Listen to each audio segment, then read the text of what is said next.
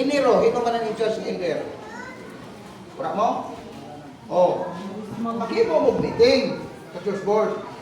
Upat man kamo, upat man naka-quarter mo sa katuig, pwede nga gikan Enero, Koto, Pebrero, first elder. Marso, Koto, Abril, second elder. Tapos balik ka po mo sa next. Ito na? Example, panahon sa April o Mayo, mga youth department man na program group. So, ang elder sa youth, mo ang in-charge sa program. Ilabi na sa P1, sa May, kami anak kita P1. So, kung si Brother Hero ang sa youth leadership, na elder, ibutang siya April, Mayo. Kaya siya na magpumara sa mga batanong. So, distribute the program, activity. Mag-imong mo meeting. Nga example, upang magkita ka elder, hala, 2 ka bulan na ako, first elder, ang 2 ka bulan, second elder. Siya na ang in-charge ka na sa mga program. Mau na ha?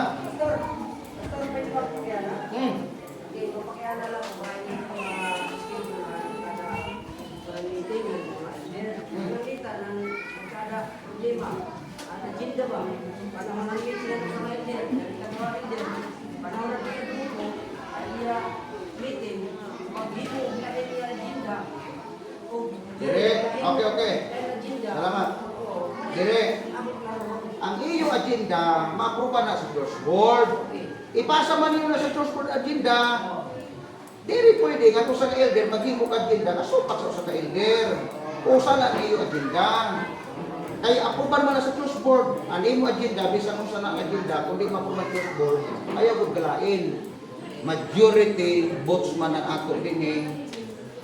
Kay may ada akong experience yan na elder nga nagpropose siya nga ang simbahan nila mag-hire og liman. Na kaya na-field man siya. Field siya. Wala magsimba. Bakong ayaw kaluod na na-field ka kay majority votes ang ato din eh.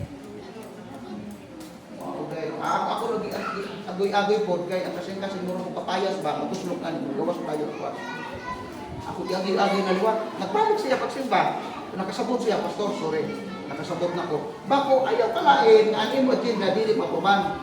Kaya pagbutar niyo sa church board, majority na dapat kung unsa ang kinatibukan, maubod na siya masunod. Ayaw i-insist ang imo agenda nga dili kalusot. Kaya balik na lang Ginoo na. Mao na ha? So chairman, kung may mga agenda kamo, mga elders, upat man kamo. Example si Hero Mosiring, ang ako agenda nga kada katapusan sa bulan ang magdara sa program mga batanon. Ayaw nyo supa ka na. Kaya naman, initiative na sayo nga sila magdara sa program every last Sabbath of the month. Example na po, ang ako agenda nga elder, ang tanan ng mga elders, dapat siya ang magdara sa program first Sabbath. Oh, kaayuan man na simbahan. Suportahin niyo. Tapos, mag-agenda ka mo. Mga elders nga dapat may aga ika visitation for the sick or lost members or missing members nga adididi nga wala na lang makita ka nagsimba. Approve niyo na. Kay evangelism man ang program. Yan? Okay. Ariyo, visitations of members. Overseer of evangelistic program of the church. Kamo ang taglantaw sa mga pagwali. Ilang binayala nga Harvest 2025. Magtika nga nato wali. Marso 23, Koto, Abril, ika-2 ka Sabado. Tulo na kasimana. Pero dili na ubuson niyo tulo kasimana. Example dili. May aga kamo 2 ka grupo nga mag-Bible study. Or crusade. Isa sa kasimana. Mao na niyo paghimo. Ayaw magikang 22, 23 sa Marso ko sa second Sabbath o April, di ubuson. Gihimo lang nga katulo ka semana tungod kay kung may grupo nga magwali nga last week of February, last week of March, ang usa na pud nga grupo para makasuporta sa usang grupo, first week of April. Asya ito. Pero sa ako kay wala man ako didi, siguro last week, last second Sabbath of April ang ato simultaneous crusade. So didi, makarawat mo gamay ng budget anak. So you have to prepare at least. Ano po ang wali pastor? Public ba? No, not necessarily. Na may projector ka mo o may laptop. kung makahimo kamo ginatawag na small group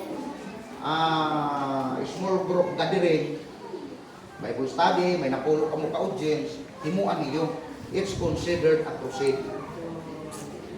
Nagbisita mo sa kabalay, may mga inactive dito, may inyo gitigong, may mga anak, may mga kabataan, tiro pa niyo, that's considered as a small group, a care group, crusade.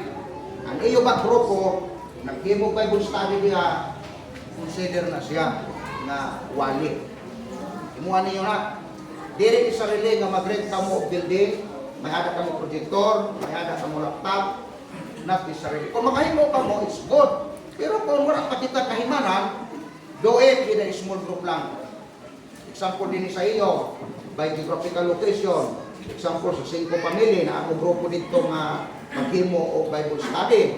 Himuha niyo. Kaya i-count nato na siya as part of evangelism program sa Santa Elena Church. Ha? Himuha na to mga kumukuha. Kaya kung di ko kita